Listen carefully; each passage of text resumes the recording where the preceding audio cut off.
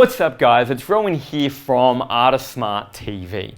Now one of the things that can happen is when you transition from year 10 to year 11, it can be really easy to make a number of critical mistakes. And these mistakes can then have a big impact in your ability to actually do your best, not only in year 11, but critically in year 12 as well, because ultimately year 11 is the foundation. So in this video, I'm going to be unpacking the 3 big mistakes that we see students make when they start year 11 that can have big consequences over the course of the next 2 years. So let's jump in and find out what these 3 mistakes are. So mistake number 1 that students make is to think that year 11 doesn't count. To think that you can get in, start it, take it easy, warm up, and then in year 12, when year 12 starts, get serious. And there's a couple of reasons why this is a huge mistake. The first is that when it comes to scholarship and early entry applications, a number of them actually ask for your year 11 results. And so what that means, if you've goofed off and just been lazy throughout year 11, it actually will impact your ability to get some of these opportunities in year 12. Now importantly, if you were to get an early entry opportunity in year 12, it also really dials back the stress on year 12 because you know that you're going to get into the university of your choice, hopefully, for your degree without needing an ATAR. So therefore, doing well in year 11 and not slacking off is a great way to really balance the workload and some of the stresses so that you're not just stressed out and burning out in year 12 because you've laid that foundation in year 11 with some strong results that has opened up those opportunities for you in year 12. Now there's a second reason why this can also be a huge mistake to just think that year 11 doesn't count. And that is that increasingly with the new HSC syllabus, there is much stronger interconnection between the year 11 and the year 12 course. So if you don't do anything and don't apply yourself and struggle in year 11, in the past it might have felt like you could really hit a big reset button and not have to worry about any of the year 11 content. But that's no longer the case. For year 12, a lot of the year 11 material is very foundational. If you haven't built it, the year 12 content becomes quite challenging. And additionally, a lot of the concepts from year 11, particularly the skills, reappear in year 12 assessments and particularly in the HSC exams as well. So you'd be expected to have a strong foundation in year 11 to actually do well in year 12. So this is mistake number 1. Whatever you do, don't make it. Don't think that year 11 doesn't count and therefore you can just chill out and then start trying in year 12. So mistake number 2, falling behind on your study notes. So whenever we interview year 12 students and we ask them, what's the one thing you wish you did differently throughout years 11 and 12, the one thing we almost unanimously hear is, I wish I stayed on top of my study notes. And there's a couple of reasons for this, right? Your study notes are a really critical foundation of your knowledge. So you're going to get so much content thrown at you over the course of years 11 and 12. What your study notes therefore act as a way to summarize and get concise on the key things that you need to learn and therefore study for your actual exams. And so creating them is a really powerful foundation for your study and your knowledge. The problem with falling behind on them is that, what can often happen therefore is you're madly rushing the week before the assessment to try to create them. And in year 10, you can get away with that because, the volume of content, not as much.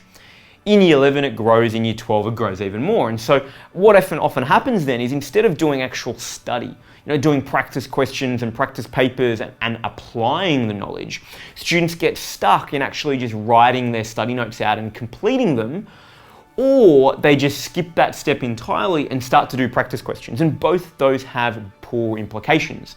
In the first case, if you're stuck doing your study notes, you're not learning how to apply it. So often you don't do as well. And in the second case, if you skip the study notes entirely, often your foundation of knowledge isn't strong enough and therefore your practice responses and exam responses are not up to scratch. So we can therefore see that getting on top of these is so important. Now there's a bigger reason in the sort of grander scheme of things, and that is as well, year 11 should be when you build your routines. If you haven't got into a good routine for your study notes, for example, by year 12, things are going to get hairy quickly. And so year 11 is also such a powerful time to work out when you're going to write your study notes, how you're going to write them, how often, how you're going to structure them, and answer all of those questions in a way that works for you. So by the time you hit year 12, you've got a system in place, you're operating smoothly, and the stress levels are a lot lower because you know what you are doing. Mistake number 3, quitting and dialing back on your extracurricular and co-curricular commitments. So one of the things that can happen is when you start year 11, all of a sudden, it gets serious. And so the pressure may build, whether or not it's from family, friends, school, the broader community, to start focusing on school, to dialing back and really quitting the other commitments you have in your life so that you can do more work for school.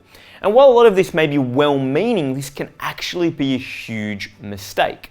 Now, one of the things we've observed from all of our research over the last decade with high-performing students is that all of them so often come to us and say, you know what was so critical for me in actually maintaining my energy levels, my mental health, my well-being, and avoiding burnout was the fact that I maintained all these other activities in my life. It was the fact that I kept on doing dance or sport, or I kept my casual job, or that I volunteered. By doing all of that, it actually enabled me to get the perspective, to get the release, so that when I was coming in and doing work, I was at my best. Now, there's a couple of other reasons at play here as well. There's something known as Parkinson's law. Parkinson's law basically says that work expands to fill available time. So if you quit all your extracurriculars and all of a sudden you have lots of time, the theory, right, is that you will study more.